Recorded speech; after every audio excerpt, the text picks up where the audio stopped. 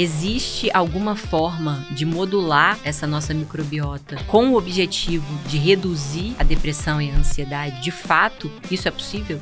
Não precisa ser uma tragédia na sua vida para você ter um estresse ali para interferir no seu intestino. Às vezes uma rotina corrida ou tipo uma coisa muito legal, você ficou muito emocionado, animado. Também vai desregular ali toda a comunicação do nervo vago. A nossa vida moderna, ela acaba trazendo, né, muitos estressores ali. Existe alguma conexão entre o intestino e o sono? Completamente. Nossa microbiota tem também um ritmo circadiano. Ela muda, né, conforme ela sabe o que é dia e noite, então ela muda. Seja bem-vindo ao Sem Atalhos, um podcast G4 Podcasts. Eu sou Thay Dantas, diretora de marca e marketing de produto aqui do G4 Educação. Nesse podcast, nós traremos para vocês as práticas, os insights, os ensinamentos necessários para você construir uma vida de alta performance. O Sem Atalhos é um oferecimento do G4 Skills, a plataforma do G4 Educação que avalia os gaps de habilidades de cada um dos seus colaboradores e constrói uma trilha de aprendizado personalizada para que eles consigam performar no seu máximo em direção aos objetivos do seu negócio. E para você conhecer a nossa plataforma, eu liberei para você gratuitamente 7 dias de uso da nossa plataforma. Para você acessar, basta você escanear esse QR Code ou mesmo clicar no link aqui da nossa descrição. Hoje, com muito prazer, eu recebo aqui a nutricionista mestre pela USP, Karina Alassal. Ela que também é fundadora do Amazing You, uma marca de chá maravilhosa que apoia o Sem Atalhos. Karina, prazer grande receber você aqui no Sem Atalhos hoje. E já quero começar te jogando uma pergunta. Pode? Claro! Me explica direito o que é isso, assim, por que as pessoas agora costumam falar que o intestino é o nosso segundo cérebro? Então vamos lá. Primeiro eu queria agradecer, tá aqui, muita honra. Eu curto muito os conteúdos da G4, consumo todos, aluna. Então é um prazer estar aqui. É nossa aluna, foi aluna da Traction. Exatamente, muito bom. E vamos mergulhar nesse mundo do intestino e os seus mistérios, né, que é o assunto que eu mais amo falar. Então, assim, na minha opinião, o intestino, eu diria até que é o primeiro cérebro, mas ele foi batizado como o segundo cérebro por conta de pesquisas, né, já muito antigas, mostrando realmente essa conexão. Então, eles têm, de fato, uma comunicação. Então, eu adoro essa frase que eu sempre ponho nas minhas aulas, que o intestino não é Las Vegas. Tudo que acontece no intestino não fica só no intestino. Que demais. Então, tudo que acontece lá, ele acaba se comunicando com o nosso organismo como um todo, né? Então, diversos órgãos e com o cérebro principalmente. E daí tem essa conexão de várias maneiras, é uma comunicação bem complexa, mas as bactérias que a gente tem lá no intestino, que são trilhões de bactérias, elas produzem neurotransmissores, tipo serotonina, dopamina, oxitocina. Nossa. Elas produzem outros metabólitos que também vão se comunicar ali com o nosso cérebro. E da mesma maneira, quando a gente fala de intestino, é sempre essa via de mão dupla. O cérebro vai também mandar mensagens ali para o intestino, podendo mudar também todo o esquema ali do intestino, né? Então, vai mexer no seu sistema imune, no seu trânsito intestinal. Então, é sempre uma comunicação de via dupla. Isso que você falou, serotonina, dopamina, são produzidas no intestino também e elas têm esse efeito sistêmico no corpo também? Ou elas ficam retidas ali no intestino para alguma função? Elas podem ter e podem não ter. Então, assim, não é tudo que produz, porque, não sei se alguém já ouviu falar aqui, 90% da nossa serotonina é produzida no intestino. Sim, já ouvi. Só que não é tudo isso que vai passar. A gente tem uma barreira muito criteriosa lá no cérebro, que chama barreira hematocefálica, que é tipo uma barreira mesmo que fica ali vendo o que vai entrar, o que não pode entrar ali no cérebro. Então, essa barreira é muito criteriosa. Nem toda essa serotonina vai, de fato, entrar ali no cérebro. A gente tem muita serotonina no intestino para movimentos intestinais, que ela faz parte ali também.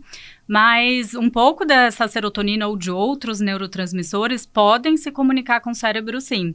A gente tem uma ligação muito importante que chama nervo vago. E é um nervo que liga o intestino ao cérebro, não só o intestino, ele liga outros órgãos, mas falando aqui de intestino, e ele tem receptores lá, esse nervo vago. Então, se uma bactéria produz ali um GABA, que é um neurotransmissor de relaxamento, pode encaixar num receptor ali do nervo vago e essa mensagem ir, sim, para o nosso cérebro e a gente ficar mais relaxado.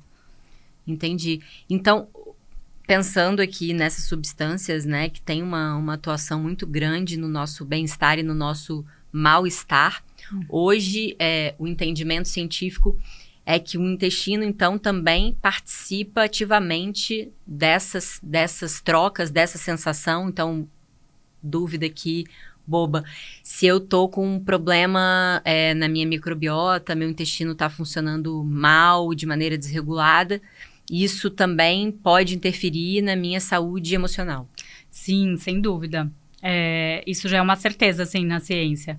Então, não sei se você já ouviu falar a expressão, brain fog. Já. Aquela pessoa tá com brain fog. Total. Isso tem muita relação com o nosso intestino. Quando você tá em disbiose, que é o termo que a gente usa em geral, assim, para um desequilíbrio dessas bactérias intestinais. A gente já sabe, mais ou menos, o que é uma microbiota saudável, né? O que é um equilíbrio ali entre as bactérias. Como é que verifica, assim, se eu tô com desbiose ou se minhas bactérias estão corretas? A gente tem duas maneiras. Uma é sinais e sintomas, né? Que acho que a maior parte dos profissionais acabam fazendo, que é gases, distensão abdominal, alguma alteração no padrão de evacuação, seja mais uma evacuação mais diarreica, né? Então, indo com mais frequência, ou um intestino mais constipado, aquele que demora mais para ir.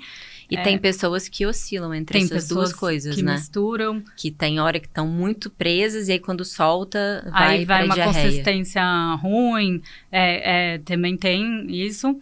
Às vezes um processo digestivo mais lento, então tem vários sintomas intestinais e tem também os extraintestinais, que a gente chama, que pode ser o brain fog é um deles, bem comum, cansaço, fadiga em geral, pode ter dores articulares, que mais? Alergias, ou seja, respiratórias, tipo uma rinite, ou então alergia de pele mesmo. Então esses são os sintomas extraintestinais. Aí, isso a gente perguntando, se você se encaixou em muitos desses sintomas, é provável que você tenha uma disbiose. Outro jeito que seria o mais correto da gente avaliar é o teste de microbiota intestinal, que ele faz um sequenciamento genético, ou seja, ele pega os genes lá das bactérias via exame de fezes, e daí faz um teste de microbiota intestinal que você consegue ver quais bactérias que você tem lá e que proporção elas estão. Aí você consegue ter esse mapeamento da sua microbiota e a gente já tem alguns valores de referência para algumas bactérias e para o equilíbrio, assim, dos grandes grupos de bactérias que a gente tem no intestino. É bem legal esse teste. Nossa, demais. Quero fazer. E aí, eu identificando aqui, eventualmente, que eu tenho uma disbiose, seja via meus sinais e sintomas ou teste de microbiota, existem coisas que, vamos supor, as pessoas que estão ouvindo a gente agora e que não necessariamente fizeram teste, mas que estão, eu quero começar aqui a me cuidar, vou marcar uma consulta, ou vou talvez demorar um pouco para marcar essa consulta. Tem algo que as pessoas podem começar a fazer para trabalhar isso dentro de casa mesmo? Então, o melhor jeito de melhorar a microbiota intestinal é a dieta. Então, eu falo que é tipo o estímulo de computador, sabe? Você dá os comandos e daí você tem a resposta ali que você quer. A dieta é o comando para nossa microbiota, porque dependendo do que você come, você vai estimular um grupo de bactérias ou não, né? Então, a dieta é o melhor parâmetro, assim, para isso, para a gente conseguir modular essa microbiota intestinal. E daí a gente entra, óbvio que cada a gente tem grupos de bactérias diferentes e hoje a gente já está entrando numa era que a minha disbiose não é a mesma que a sua e talvez eu tenha que mudar um pouco a dieta. Mas em geral, fibras, bactérias boas gostam muito de fibras, então quando a gente fala de fibras, o legal é que a gente varie tipos de fibras na dieta, né? Então, vou pegar exemplos práticos, farelo de aveia, ou pegar uma chia, ou legumes e verduras variados. Cada legume e cada verdura vai ter um tipo, uma combinação de fibras, por isso que a gente fica falando, coloque diferentes, né, durante a semana, não vai ficar comendo brócolis a semana inteira. E daí esses estímulos vão crescendo ali, bactérias diferentes, e elas vão ficando satisfeitas naquele ambiente. Esse ponto das fibras, né, eu tenho visto muita gente falar de como é fundamental para a saúde como um todo do ser humano o consumo adequado de fibras. A gente tem mais ou menos um número, assim, de quantidade de fibras que a gente precisa comer? É bem desafiador, porque a recomendação é 25 a 30 gramas por dia de fibra. Uhum. Não sei se vocês já contaram, mas eu, obviamente, já, das minhas. E quando a gente faz muita estratégia de jejum, né, uma dieta mais low carb, essa fibra acaba caindo bastante ali. Sim. Aí, o que eu faço na prática é indicar alguns módulos ali de fibra, que hoje a gente tem, tipo suplemento mesmo em pó, né? Uhum. Eu, por exemplo, na minha dieta, eu sempre tenho que colocar, porque senão falta mesmo. E daí adequando, né, isso na dieta de cada um, mas o ideal é de 25 a 30 gramas de fibra, que seriam mais ou menos, umas 8 porções de legumes ou verduras, né, durante o dia, entre almoço e jantar ali. Quais são todos os legumes e verduras têm fibras? Tem, eles variam um pouco, mas em geral todos, né? Folha tem mais do que legume. Alface americana, por exemplo. Alface americana, daí uma que tem muita escarola. Espinafre. Todos os folhosos, eles têm mais do que os legumes. Daí, quando a gente entra em legume, tipo cenoura, chuchu, batata, eles vão ter um pouco menos, mas eles têm também. Tá. E são combinações de fibras diferentes. E os grãos? Os grãos têm bastante também. Arroz integral, feijão? Feijão, lentilha, ervilha, grão de bico. Legal. Aí, a gente entra num cenário que quem tem o que a gente fala de intestino irritável, que combina muito com essa situação, que hoje em dia o intestino irritável é uma síndrome de desregulação do eixo intestino-cérebro. Já é determinado essa definição para intestino irritável. Então, o que é isso? Um componente, né, estressor ali, pode ser emocional, e eu brinco que não precisa ser uma tragédia na sua vida para você ter um estresse ali para interferir no seu intestino. Às vezes uma rotina corrida, sim, ou tipo uma coisa muito legal, você ficou muito emocionado, também vai desregular ali toda a comunicação do nervo vago. Então, a nossa vida moderna, ela acaba trazendo, né, muitos estressores ali. Então, desregulando esse eixo intestino-cérebro, a gente desequilibra aquelas bactérias lá do intestino, entra naquele quadro de desbiose que eu falei. Aham. E daí essas pessoas têm muito estufamento, distensão, o que acaba caindo performance também. Sim, eu já tive muito isso. Nossa, eu fiz uma cirurgia de endometriose, e aí eu tirei alguns discos do meu intestino, sabe? Uhum. E assim, acho que por uns 2 anos eu ficava muito estufada. Às vezes eu acordava, era como se, tipo assim, eu acordava vestindo 36 e ia dormir quase 40. Tipo, a minha barriga ficava inchada, dura. E era muito louco, assim. E realmente, alho, feijão. Não, o alho era uma coisa assim, que eu comia alho, nunca mais. Eu ficava assim uma semana com muito gases, muito mal mesmo. E não sei se você percebia, quando você ficava nessa situação, também performance caía muito. Sim, você fica cansado, você fica agoniado, aquilo ali, tipo... tudo ruim, tudo ruim, né? Porque as bactérias, eu falei de coisas boas que elas vão fazendo, mas também podem fazer metabólitos, são esses produtos que elas liberam, ruins, mais inflamatórios, né? E daí que entra nessa situação ruim. Mas aí os grãos, por exemplo, feijão, arroz integral, esses grãos, eles têm um efeito negativo em pessoas que estão com essa situação. Então, quando você tá nesse desequilíbrio, eles têm muita fibra. E daí, nessa situação de desequilíbrio, eles vão fermentar ainda mais, porque você tá com um grupo de bactérias muito desregulado, muito aumentado, e são bactérias que têm habilidade com essas fibras. Entendi. Aí, você comer isso nessa fase só vai piorar, né? Então, você vai sentir mais desconforto. Então, para essa situação, aí as fibras a gente acaba diminuindo bem por um tempo ali, até regular essa microbiota intestinal como um todo, para depois... E tem gente que realmente, às vezes, alho para você até hoje não dá certo, né? Infelizmente, porque eu adoro. E tem gente que a gente consegue fazer voltar a comer, mas aí a gente tem que ver as intolerâncias particulares ali de cada um. Mesma coisa com a lactose, né? Tem muita gente que tem... Tem intolerância à lactose, glúten, são coisas que realmente... Bastante gente. E aí, bom, um ponto essencial que você trouxe aqui seria a gente atuar tendo um consumo de fibras adequado, que varia entre 25 a 30 gramas, basicamente farelo de aveia, vegetais e folhas ajudariam bastante nesse processo. Além da parte de fibras, que outras coisas são importantes para a saúde intestinal? Então, tem uma classe de substâncias que chama polifenóis, que são super importantes também, as bactérias boas adoram. Polifenóis a gente encontra em diversos alimentos, é uma estrutura química ali presente em diversos alimentos, então quanto mais colorido, mais polifenóis, tanto que é bem conhecido pelo vinho, né? Então o vinho é rico em polifenóis, ajuda na saúde cardiovascular, e daí o do vinho, o composto mais importante é o resveratrol, né? Que vem da uva. Então é um dos exemplos aí do mundo dos polifenóis. E a gente tem... isso em diversos alimentos, né? Como eu falei, quanto mais coloridos, melhores. Muitas plantas, então a gente gosta muito de indicar os chás, né? Então, chá verde tem bastante polifenol. Aí, diversos tipos de chás vão ter, hibisco, enfim, várias plantas assim. E daí você ter esse consumo desses nutrientes é bem importante também. Bacana. Existe alguma conexão entre o intestino e o sono? Ou nada a ver? Completamente. Bem interessante Como? isso. A gente tem o que a gente chama de ritmo circadiano, que é o nosso ritmo dia e noite. Nossa microbiota tem também um ritmo circadiano. Então, ela muda, né, conforme ela sabe o que é dia e noite. Então, ela muda.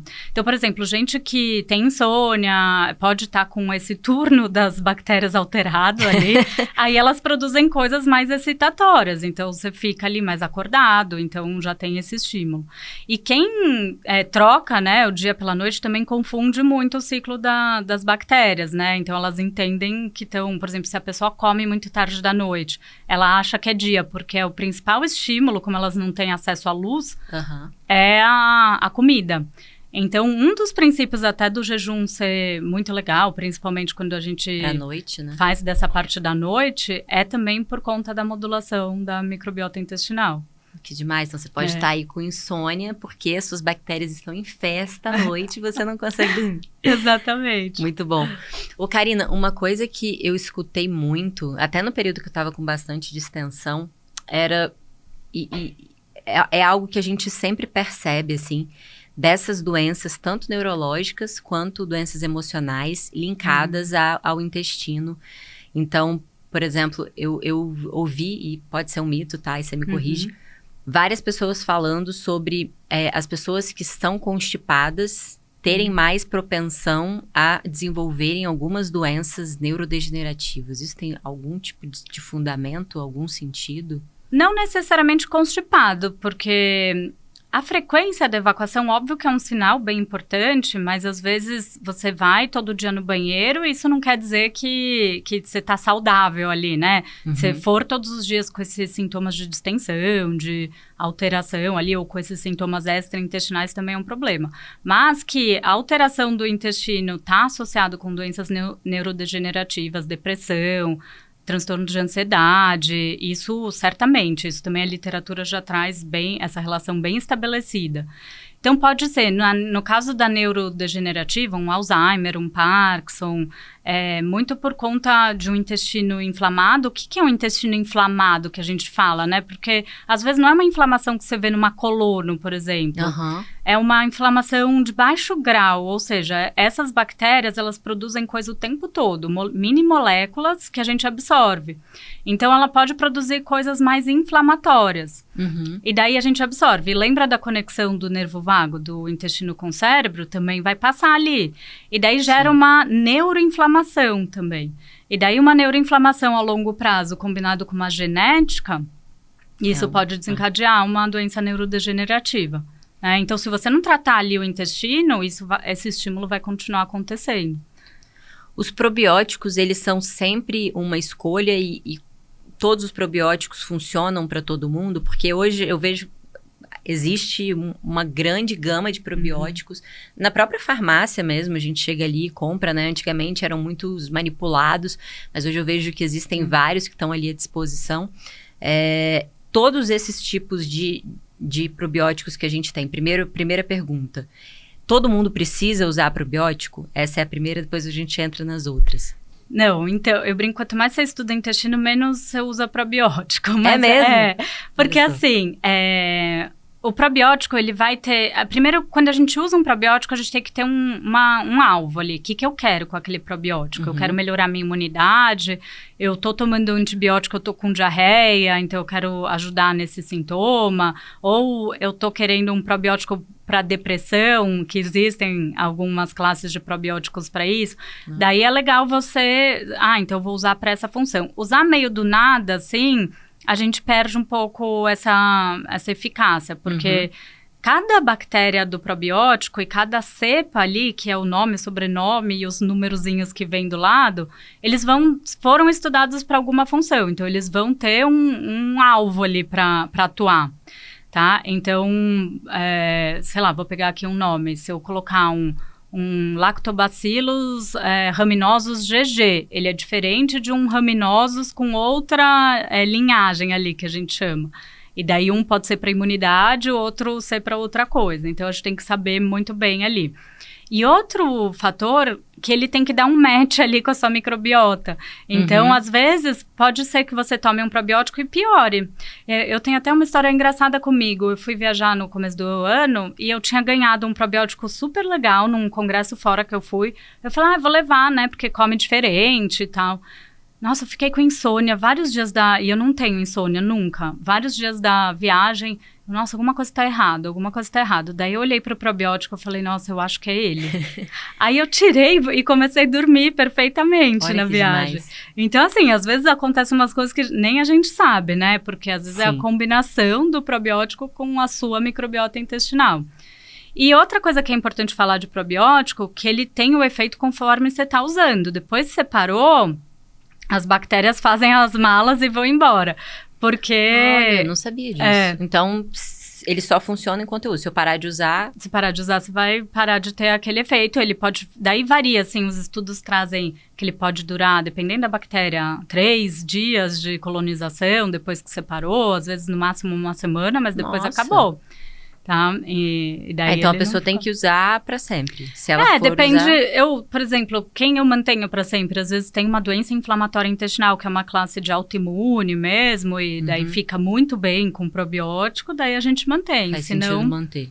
Senão você usa meio para aquela função que você precisa e depois para. Eu tenho uma história curiosa também com probiótico. Eu usava um que ele me dava muito gases. E aí quando eu parei, tinha Foz dentro dele. O FOS, ele é o que a gente chama de pré-biótico. Então, é uma fibra, é uma classe das fibras. É tipo alimento para as bactérias boas. Entendi. O FOS, hoje em dia, eu acredito que a maioria das empresas já retiraram o FOS das suas fórmulas, porque apesar de ter muito estudo dele ser ótimo, fermenta loucamente. Então não dá para usar. Dá bastante gases. Dá. Muito bacana. E, Karina, me conta aqui, em relação a essa relação exata do intestino com a depressão e a ansiedade. Existe alguma forma de modular essa nossa microbiota com o objetivo de reduzir a depressão e a ansiedade? De fato, isso é possível? Isso é possível. Então, só explicar um pouquinho como acontece, né? Eu falei um pouco dessa secreção de neuroprodução, né? De neurotransmissores pelas bactérias. Então, é um dos estímulos ali que contribui. E outra coisa engraçada é que, assim, quando o nosso cérebro está ali o tempo todo atento também ao que está acontecendo com o nosso organismo. Quando lá via nervo vago, qualquer estímulo, ou via sistema imune, que ele ajuda muito nisso, ele vê que tem alguma confusão ali no intestino, então tá tudo desequilibrado. Ele manda um sinal, pode ser pelo sistema imunológico ou hormônios, tem vários mecanismos e acontece meio que tudo ao mesmo tempo. Aí manda um sinal lá pro nosso cérebro, tipo, nossa, estamos em perigo. E daí o que o cérebro vai fazer? A gente precisa de proteção. Então vou secretar cortisol. Daí o cérebro vai lá e manda cortisol. Daí mandou cortisol, fica tudo em estado de alerta. Lembrando que, assim, quando a gente tem um aumento do cortisol, que a gente chama de hormônio do estresse, a gente aciona o nosso sistema nervoso simpático, que ele é o nosso sistema de luta ou fuga. Então, ele serve justamente para você lutar ou fugir. Sim. Então, antigamente aparecia um bicho lá, alguma coisa, você tinha que fugir ou lutar com aquele perigo, né? E daí, nesse momento, o seu corpo fica completamente em alerta. Você não faz digestão, não é objeto. Você não tá lá com um leão na sua frente, vou comer uma barrinha aqui. Não, né? Você não tá preocupada com isso nesse momento. Você também não vai ter sono. Deixa eu tirar um cochilo. Não. Exato. Então, o seu corpo tá inteiro programado para isso. Aí, tudo bem, é um estresse normal. E daí, quando a gente volta ao normal, a gente volta para a homeostase, para o nosso equilíbrio. O problema é que a gente aciona o nosso sistema simpático o tempo todo hoje em dia. E daí vira essa estresse crônico. Mas por que a gente aciona o tempo todo? Então, trânsito, tô atrasada. Então, não precisa ser nada de difícil ali, pequenas coisas, né? Então, tô um pouco ansiosa, não sei o quê. Então, tem vários estímulos que a gente aciona isso. E até mesmo o intestino desregulado. Você nem tá sabendo que você tá acionando e ele tá mandando estímulo ali pro cortisol.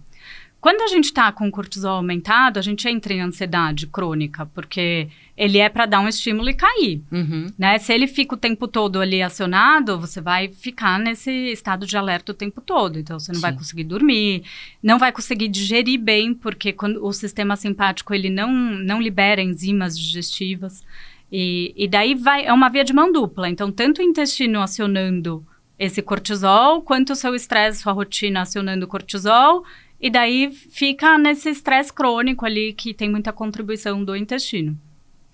E outra coisa que acontece... Isso, obviamente, causa transtorno de ansiedade, Transtorno de ansiedade, completamente. Você tá o tempo todo ali ligado, né? Vindo estresse de vários lados. E como eu falei, não precisa ser grande coisa. Uma coisa tipo, nossa, aconteceu uma tragédia na minha vida. Não, é muito da nossa ação. Por exemplo, um excesso de cafeína no seu dia também pode já acontecer isso. Então... E cafeína é uma coisa engraçada, né? Porque cafeína é super laxativo, né? Também, ela estimula. Pra mim, nossa, quando eu tô com constipação, certamente o café me ajuda demais aí no banheiro, muito. Exatamente, porque cafeína estimula tudo, né? Os movimentos e tal. E daí, ao contrário do sistema nervoso simpático, a gente tem o parasimpático, que é o nosso sistema de relaxamento. E ele que é o responsável pela digestão. Então, ele que vai fazer secreção de enzimas digestivas, e daí vai ajudar você a digerir bem, e daí vai ajudar a sua microbiota também a entrar em equilíbrio, e vai ajudar seu intestino a funcionar bem. Então, se você tiver muito lá no ação do simpático, você não faz digestão, e daí isso também vai piorando ainda mais seu intestino. E isso vai deixando você entrar ali num quadro de ansiedade ou até mesmo de depressão. Coisas legais para melhorar o parasimpático. A respiração é o melhor estímulo para a gente acionar o sistema parasimpático. Então, aí tem até estudos já sobre isso, né? Mas como assim? Respiração de que tipo? Tipo, não precisa ser nada demais. Parar e respirar mesmo. Respiração mais profunda. De maneira consciente. De maneira consciente. Porque quando você tá lá no simpático, você tá respirando curto, né? Ofegante. Ofegante, ali você não percebe, mas tá prendendo ar. Às vezes eu me pego no dia, nossa, tô prendendo ar, sabe? Não precisa.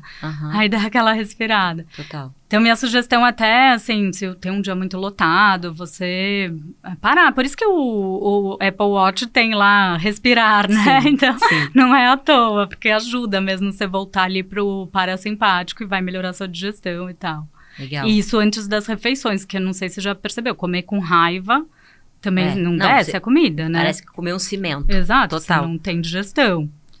Então, essa comunicação de tanto do intestino acionando ali o estresse, quanto do estresse piorando o intestino, ela fica ali o tempo todo acontecendo. Isso pode impactar em depressão, ansiedade. Essa comunicação é muito perceptível, né? Eu lembro quando eu era criança, quando eu ficava com muito nervoso, com medo de alguma coisa, eu tinha muita dor de barriga. Era assim, na hora, eu ficava estressada demais, era dor de barriga. E bastante gente sente isso. E do inglês vem, né, o gut feeling, que além dessa sensação, ainda também tá misturado ali com uma questão de intuição, né? Que você sente ali no intestino, no intestino, né? Total.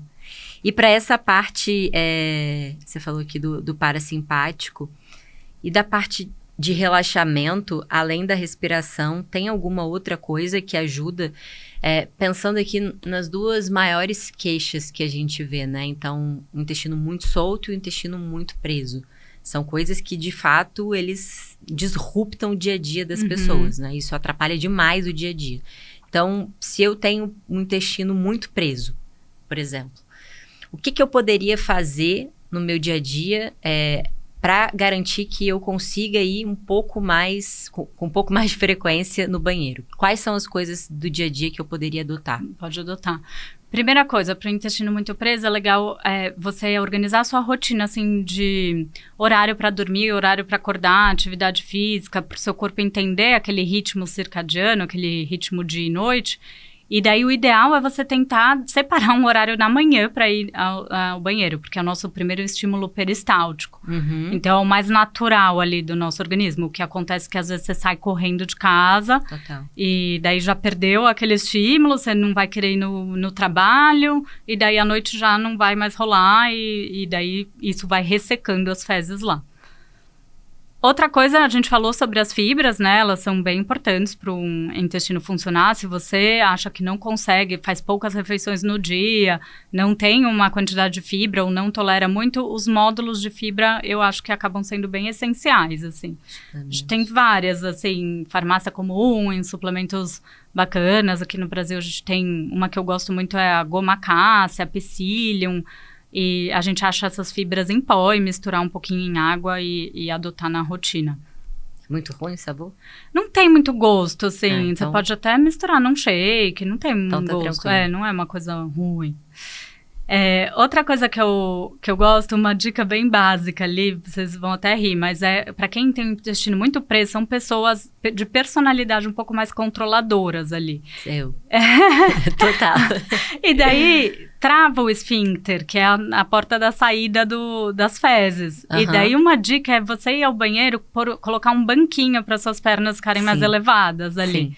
E daí, isso vai ajudar também a soltar, pelo menos... Falam que esse é o jeito certo, né, de ir ao banheiro, né? Ou com banquinho, antigamente a gente fazia de cócoras, de cócoras, né? Que é porque daí tá ali, você relaxa o último esfíncter, né, anal ali, você consegue evacuar melhor. A dica do banquinho é ótima. Tá vendo, né, mãe? Eu vou contar um caso aqui engraçado, porque eu faço de cócoras desde criança. Sério? Sim, aí minha mãe não sabia disso, eu morria de vergonha. Eu tinha todo cuidado, né, de ir no banheiro, assim, trancar a porta e tal, porque ela sempre tinha o costume de entrar no meu banheiro e me olhar. Então, como eu sabia que eu tinha esse hábito de cócoras, eu achava que era uma coisa muito estranha, porque eu ia com minhas amigas e todas elas sempre sentavam assim direitinho. Bom, isso que eu faço não é normal, então eu trancava. E um dia minha mãe me pegou, olhou ali, tava eu de cócoras e ela, que coisa horrível, o que você tá fazendo assim no banheiro? Como assim? Eu falei, ai meu Deus, realmente é muito errado, mas eu só consigo ir assim, eu gosto disso, assim. Meu corpo se vai, eu sento, ele já vai pra essa posição. E até hoje esses dias, ela acho que tem uns 6 meses, ela me perguntou, você ainda faz cocô daquele jeito horrível? Aí eu falo, faço, mãe, olha aqui, eu achei vários estudos de que é o jeito correto de se fazer. Então, gente, se vocês, assim como eu, fazem, e quem não faz, eu aconselho que experimente, é muito bom ir desse jeito, no banheiro. É bem mais fisiológico mesmo. É muito, eu não consigo sentar ali, eu tinha amigas que até cruzavam as pernas, assim, sentavam todas elegantes no banheiro, eu falei assim, gente, eu não tenho condição de fazer desse jeito. Não precisa ser elegante nesse momento. Nesse momento não precisa. Pode ir de cócoras, então. Outra dica que eu gosto para intestino preso é usar magnésio. O magnésio mineral mesmo, né? A suplementação dele.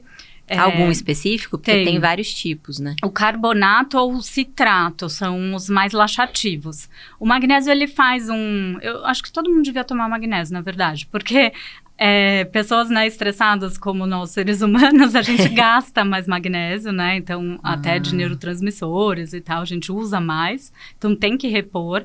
E ele ajuda no relaxamento da musculatura lisa, ou seja, da musculatura lá do intestino. Então, ele também vai ajudar. E nessas duas formas, citrato e carbonato, ele puxa um pouquinho de água ali pro intestino, para um efeito osmolar. Então, também dá uma ajudinha extra. Dá uma hidratada, né? Para quem tem mais dificuldade. Excelente. Uma coisa que eu vejo muita gente falando que é positiva para nutrição do intestino é a glutamina.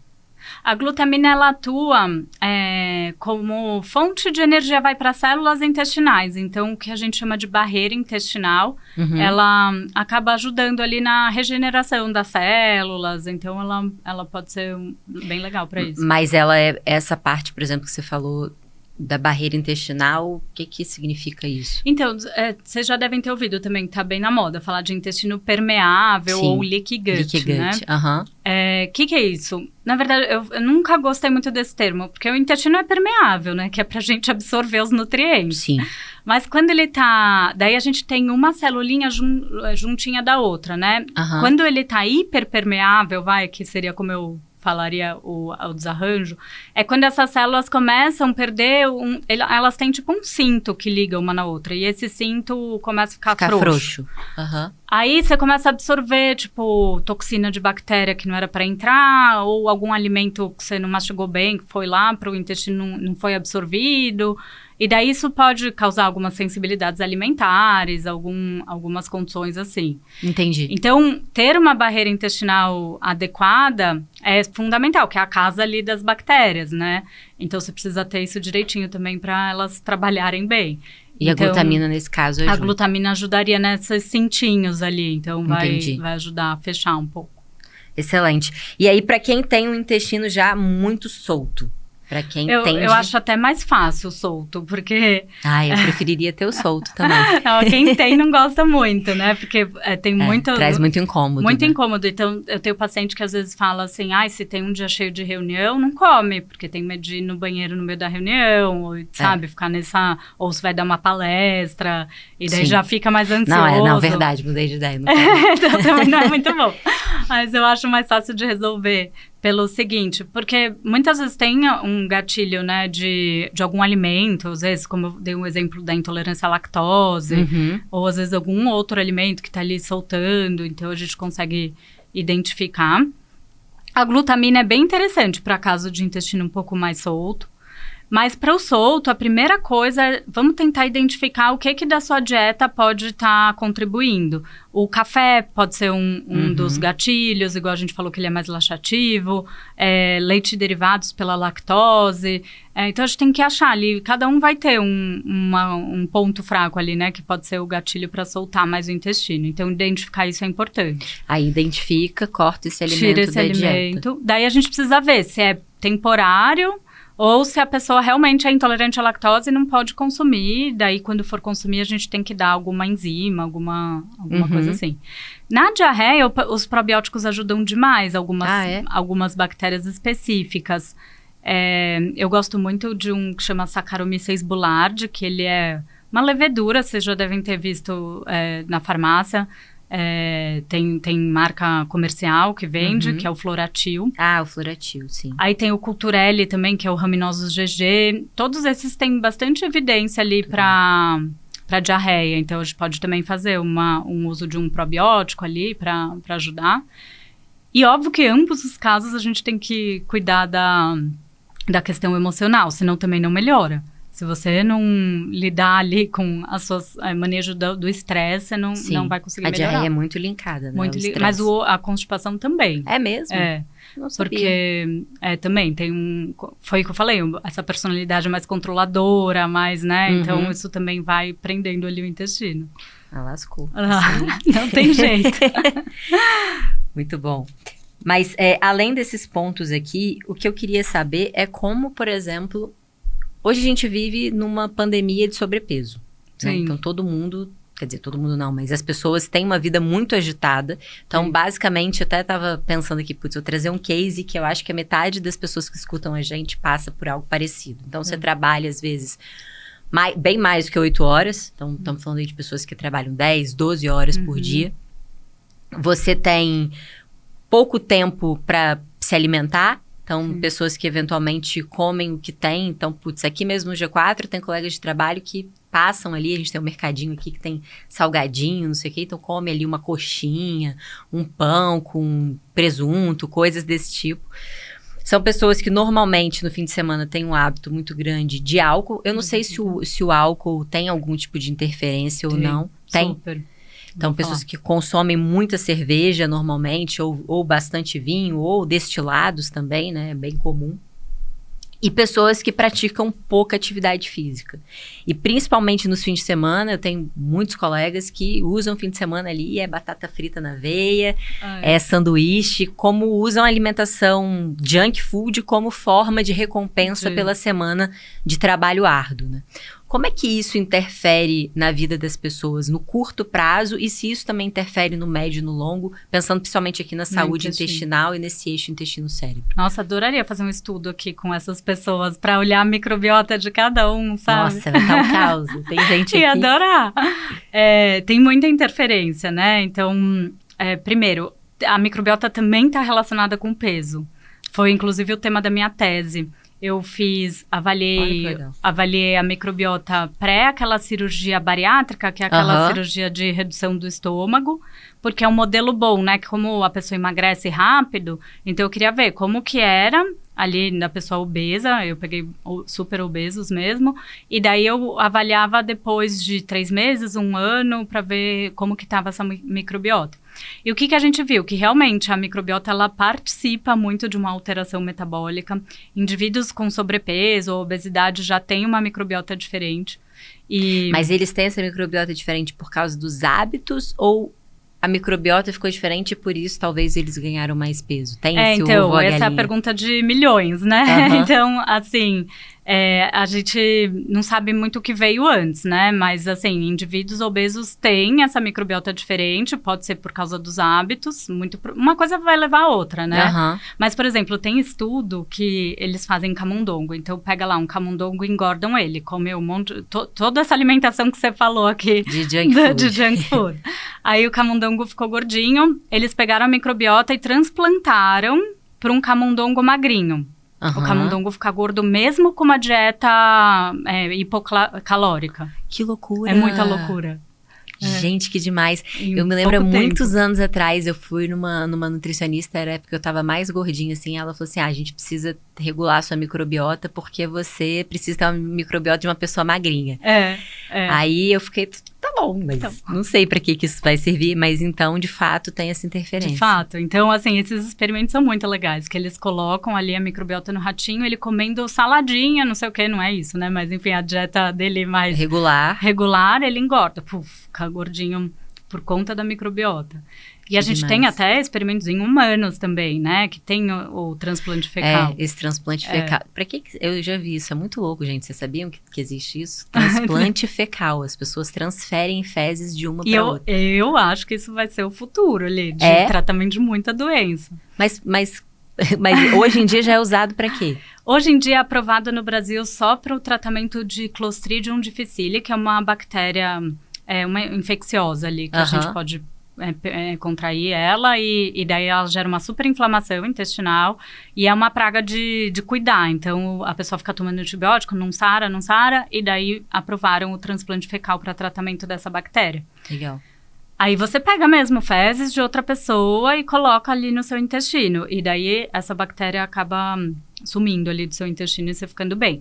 Isso é o que tem na prática hoje em dia. Mas existe vários experimentos para obesidade, para várias situações, para depressão, para autismo, daí de transplante fecal com bons resultados. E fica muito claro que, de fato, essa relação com o cérebro é muito fina, né? Muito íntima. Muito porque íntima. Se você faz esse transplante, isso tem efeito, por exemplo, em depressão, autismo total, né? Surreal. E autismo tem muita relação com a alimentação também, né? As pessoas, eu vejo bastante falando sobre isso. Muito. E o autismo tem várias questões intestinais também, não tem? Tem uma alteração importante da microbiota, tem muito a ver com esse eixo aí da intestino-cérebro. Então isso daí já dá para um outro podcast pra gente falar. Mas daí deixa eu acabar da obesidade, né? E daí essa microbiota, o que a gente percebe? Que daí quando ficou com essa microbiota mais de obeso, ela faz mais calorias. Então, por exemplo, vamos supor que eu tenho a microbiota mais desse perfil de obeso. Se a gente comer a mesma coisa, eu vou fazer mais calorias, porque elas vão fermentar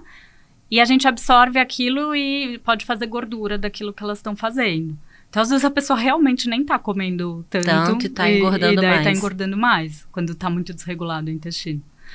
Mas daí toda essa alimentação, né, que você falou de junk food, vai contribuindo com essa microbiota ficar dessa maneira, né, mais fermentativa e fazendo mais calorias e compostos mais inflamatórios, e a pessoa continua ali engordando. E aí a pessoa tem como ela retornar a microbiota dela para uma microbiota de pessoas saudáveis? Saudáveis?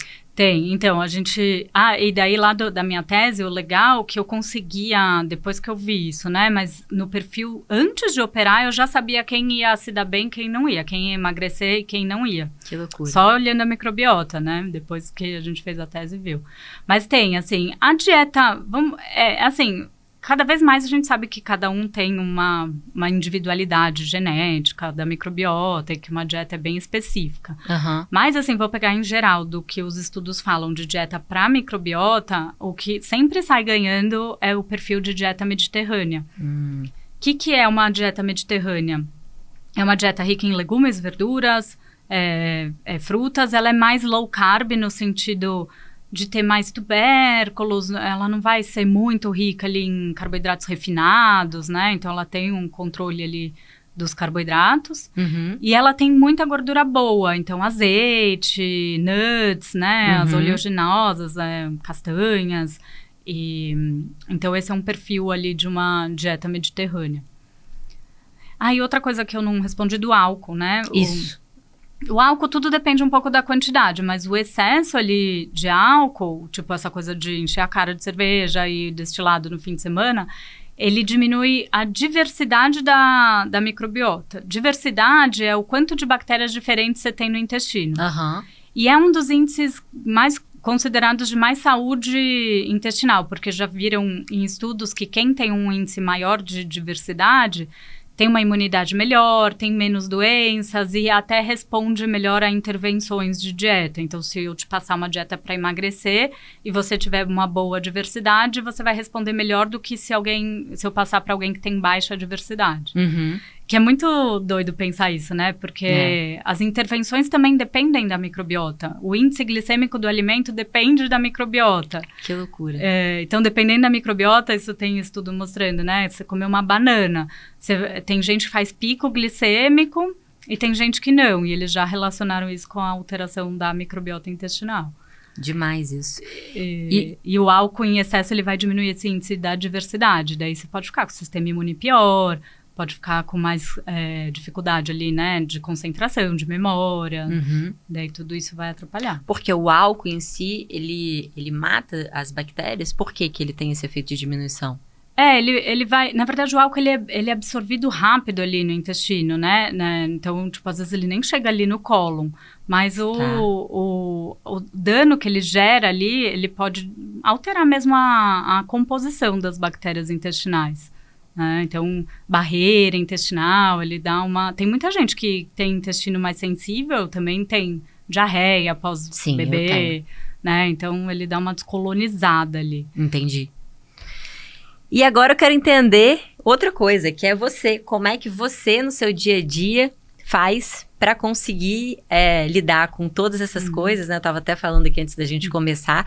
A Karina também é empresária junto com a Rita, as duas são sócias, tem uma marca incrível de chá, maravilhosa, inclusive trouxeram aqui pra gente, todos viramos fãs. Além disso, é nutricionista, faz a prática clínica como nutricionista, tá sempre também nas redes sociais divulgando bom conteúdo nutricional. Eu vi também que você é mentora de outras nutricionistas, também participa do Microbiota Club, que é o nosso congresso. Que é o maior congresso de microbiota do mundo. Então, assim, é bastante coisa. Também é uma pessoa que vive agitada. Como é que você cuida do seu dia a dia? E aí, aquela perguntinha clássica, eu vou perguntar que hora você acorda, que hora você vai dormir, que hora você come. Eu quero entender como você cuida de você, tendo todo esse conhecimento que você passou aqui pra gente. Então, a primeira pergunta é: que horas você acorda? Bom, eu começo meu dia bem cedinho, já sou bem da manhã. Eu começo a treinar às 6 da manhã. Uau! Dizem que quem malha às 6 é psicopata. Tá? Brincadeira. Então, 6 horas você já tá na academia, então você acorda antes disso. Eu acordo antes disso, umas 5h15 e tal. Já, eu vou meio em jejum, né? Tomo só um café, algum pré-treino, assim. Tá. Aí vou em jejum, é só com esse aí pré-treino, daí treino. Volto e já tomo banho, me arrumo, faz meditação, né? Eu faço meditação depois do treino. Depois do treino. Fica meio cedo demais. Aí você malha de 6 até mais ou menos que horas? 7. 6 a 7. 6 a 7. Aham. Aí volto, tomo banho, meditação. Aí, quando eu não tô em jejum, meditação, faço você faz que tipo de meditação? Eu faço meditação, hoje em dia eu não gosto mais tanto das guiadas, eu faço meio livre, assim. E daí tento fazer uns 20 minutos, pelo menos. Põe uma musiquinha, alguma coisa sem letra ali, né? Pra não induzir o cérebro. Bacana. Então, meditação 20 minutos. E aí você toma café da manhã? Então, daí tem dias que eu faço jejum, tem dias que eu tomo café da manhã. Depende... eu vou bem do feeling, assim, Depende de como você tá. Como eu tô. E quando você decide tomar café da manhã, o que você costuma comer no café da manhã? Aí, normalmente, eu como algum ovo. Aham. E uma fruta ali com alguma fibra. Sempre ponho as minhas fibras. Aveia. Farelo de aveia. Eu vou revezando. É legal revezar as fibras também. Às vezes chia. E daí, nessa hora, eu também tomo um chá. Toma um chá de manhã. Daí também ajuda já nos polifenóis. Legal. E aí você aí depois o que você faz? Aí, como eu faço muitas atividades diferentes no dia, eu tento organizar assim. Eu começo a atender 10h30, né? Tá. Então, antes eu fico meio fazendo as coisas da Amazing, que é a nossa marca de chás, né? Então, eu resolvo coisas ali, falo com um cliente, vou resolvendo as pendências da Amazing. E aí, já umas 10, eu já vou começar a mexer nos prontuários dos pacientes, que quando tem muito teste genético, microbiota, a gente precisa também uma leitura antes, né? Estudar antes de entrar. Aí já vou organizando isso. Legal. Aí tem 3 dias na semana que eu atendo o dia inteiro e 2 que eu fico mais estudando, reunião, conteúdos ou gravações, essas coisas. E aí você vai com essa prática tanto ali de estudo ou de trabalho até que horas? Então, daí depende, porque ainda à noite às vezes eu dou aula, se eu tô com turma de curso, daí até umas 10, das 8 às 10 da noite eu dou aula. Daí eu termino o consultório lá umas 7, daí umas 8 até as 10 eu dou aula. E aí você vai dormir que horas? Aí durmo umas 10h30, 11, depende se tem aula ou não.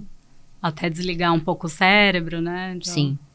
Não, bacana. Eu sempre almoço, uma coisa que uma das refeições que eu sempre faço, assim, então, salada, uma fonte de proteína, legumes, verduras, tento almoçar bem direitinho. Fonte de proteína, por exemplo, carne vermelha ou carne branca, tem alguma interferência no intestino? Tipo, as pessoas comerem mais carne branca do que carne vermelha ou ao contrário, é melhor? Tem, a carne vermelha, ela tem um impacto pior na microbiota se ela for com muita frequência, sim.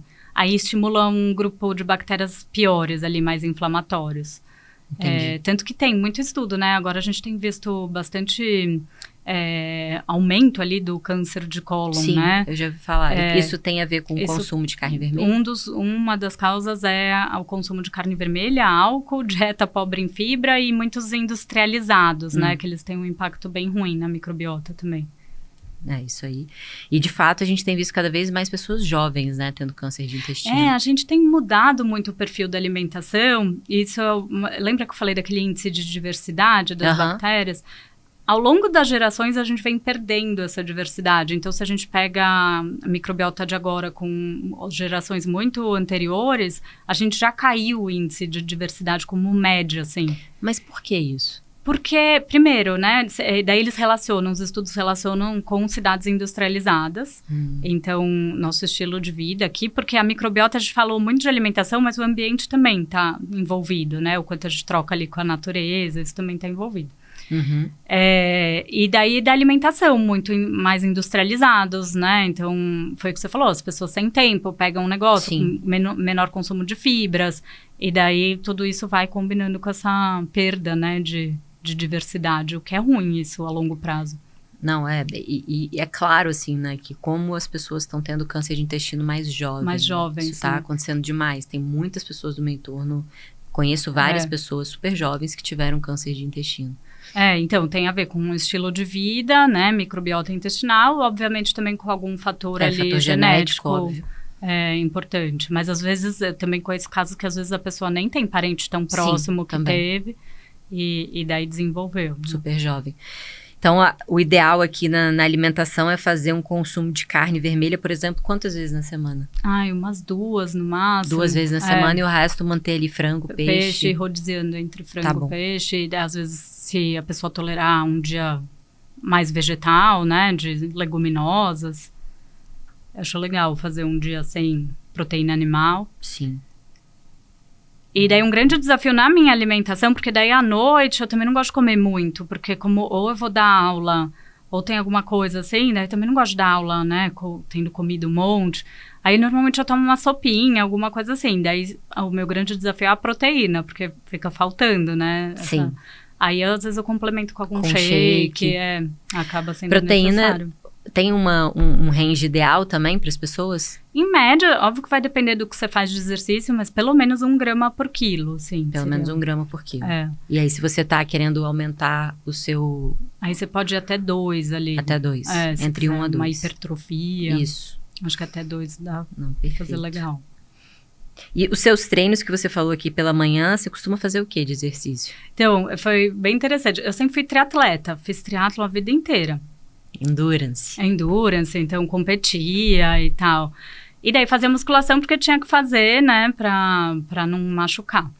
Aí na pandemia eu meio que parei de correr, porque o parque fechou, perto da minha casa tem muita ladeira, então eu comecei a não curtir tanto correr longo lá. E daí depois peguei um personal que a gente fez um treino na praça, e tem uma pracinha perto de casa. Gostoso. Aí ele começou a levar peso e não sei o quê, e a gente faz tipo, é um crossfit meio funcional, vai misturado. E daí foi engraçado que muita gente passava lá, eu quero fazer aula também. Ou então hoje ele tem assim, sei lá, das 6 da manhã ao meio-dia, um aluno atrás do outro lá na praça. Aí já é gostoso que já faz um grounding, já aproveita já pega um pouco. Sol também. Pega um sol.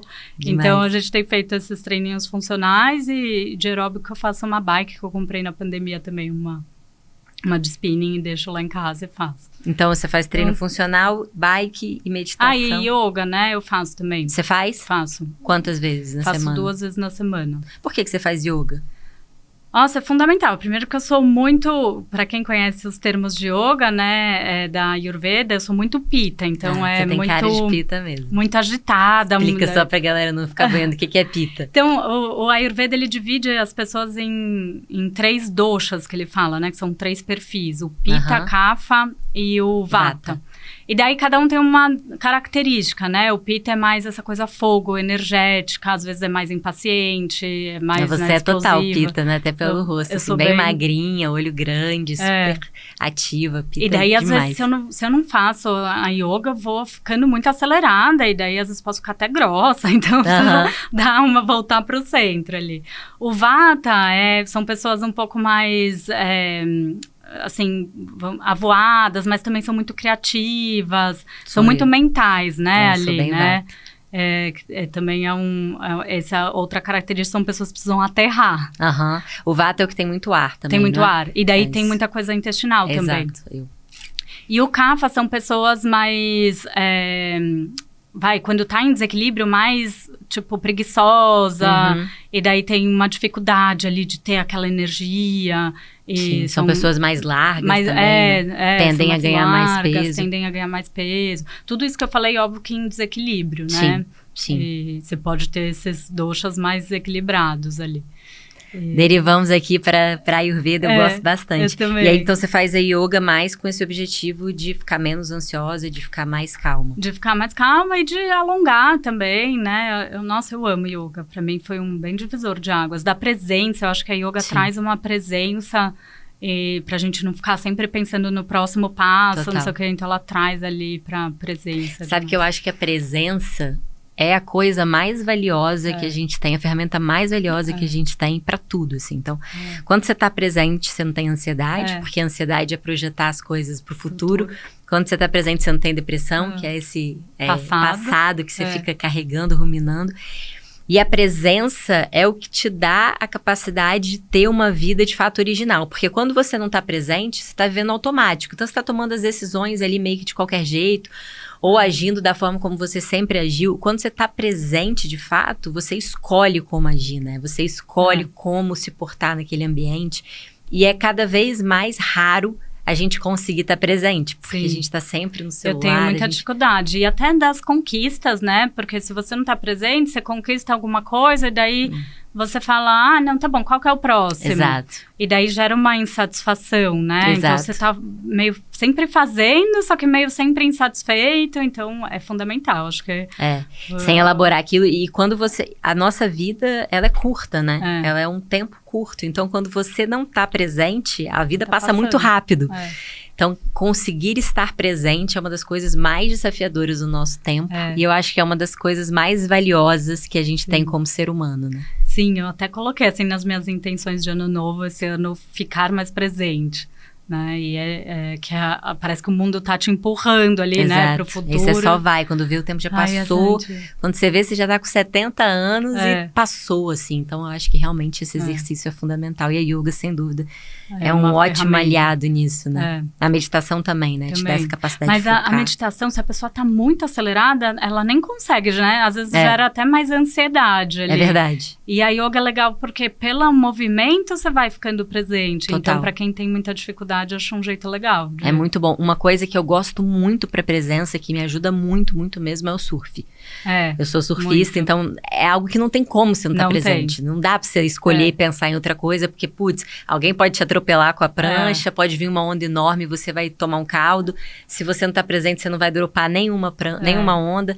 E quando você tá ali na onda mesmo, surfando com aquele movimento, você tá muito conectado com a natureza e você precisa estar 100% ali. Não tem escolha, porque senão você não vai conseguir aproveitar aquela onda que é super rápida, né? Então você tem que dilatar esse tempo, esse momento, para realmente conseguir aproveitar ao máximo. Eu acho que todos os esportes que de alguma forma são um pouco de aventura, eles exigem a sua presença. Não é algo que você pode escolher não estar presente. Sim, sim. E eu acho que tem a ver um pouco com a nossa vida nos tempos antigos do ser humano, que você precisava também estar presente, porque tudo era risco, né? Tinha um monte de risco, né? E além de tudo, não tinha celular para tirar nossa não atenção. Tinha muita distração, né? A distração era olhar a folha da árvore caindo, que também é uma certa presença. Super. Não demais. Karina, foi muito bom conversar com você. Acho que a gente tá terminando aqui. Eu nem sei quanto tempo passou, olha só, mas a gente já passou de 1 hora nesse nosso bate-papo. Mas foi ótimo, acho que você trouxe grandes ensinamentos aqui pra gente. E queria finalizar com um conselho seu. Como é que você acha que se você pudesse deixar uma coisa, assim, no final dessa conversa toda, que foram vários ensinamentos valiosos para as pessoas, para elas conseguirem ter uma relação melhor com o intestino delas, com a microbiota delas, que coisa você gostaria de deixar para a gente finalizar nosso papo? Bom, eu acho que, assim, a gente tem que se alimentar pensando que a gente não tá alimentando só o nosso corpo ali. Então a gente tá alimentando toda essa microbiota intestinal. Então, trazer essa consciência para o quanto que é importante uma alimentação saudável na vida, né? Então, cuidar ali, realmente não entrar naquele perfil que você falou, né? De deixar a correria, pegar qualquer coisa. É o nosso templo e se a gente estiver com o nosso templo em ordem, a gente vai conseguir fazer diversas atividades, né? Então, acho que é para cuidar com carinho da alimentação. Excelente. Foi um ótimo papo com você, muitos insights valiosos. Tenho certeza que muitas pessoas vão se beneficiar aqui do seu conhecimento. Ai, obrigada. Eu que adorei. Espero ter conseguido traduzir um pouco esse assunto que é complexo. Super, foi super simples. Bom demais. Esclarecer, eu tô por aqui. Perfeito. Karina, como é que as pessoas te encontram na internet? Meu Instagram é @KarinaLassal, é só colocar meu nome. E lá tem bastante conteúdo. E tem meu canal do YouTube também, Karina Lassal. E eu tenho um podcast. Olha, que legal! Que chama Da Boca Pra Dentro, no Spotify. Que eu vou derivando assuntos também de intestino. Ótimo. Excelente. Muito obrigada, Karina. Thay. Prazer demais. Adorei. E aí, gostou da edição do Sem Atalho de hoje? Se você gostou, deixe o seu like e compartilhe para que outras pessoas possam acessar o conhecimento que você acessou aqui gratuitamente. Espero vocês no próximo episódio.